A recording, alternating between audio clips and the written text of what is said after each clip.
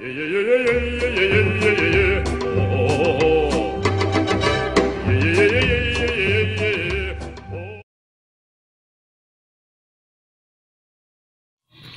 araw nga pala po sa inyong lahat. Sa kanina pong umaga habang tinataha ko po itong Commonwealth Avenue, napala ko po na parang delikado sa mga tumatawid.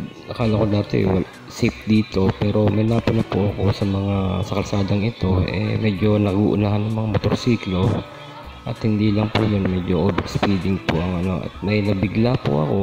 Ito po, biglang may tumawid sa kalagitnaan ng Commonwealth Avenue. Ito po, ay nako, napakadelikado kuya ang ginawa mo. Kaya akala ko naman tatamaan ko siya, kaya medyo sumagi nga lang ako ng konti.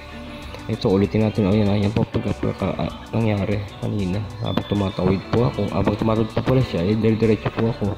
Talagang wala po talaga siyang talagang napakadelikado po ito. Dapat hindi ginagawa ito ng mga tumatawid Mayroon po overpass po sa kabilang bayo, nasa ibabaw po dapat siya tumatawid.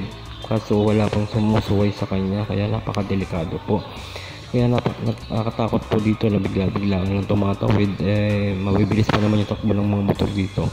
Total dapat 60 kilometers lang po dapat ang takbo dito, pero sa ngayon medyo lumalampas po kasi ako naka 60 kilometers po ako, pero yung mga kasamahan ko medyo mabibilis po. Kaya napakadelikado po. Kaya sa susunod, huwag tanang gawin ng tumatawid dyan sa Commonwealth Avenue. Mag-ingat-ingat po. Maraming salamat po sa inyong panonood at God bless po sa ating lahat.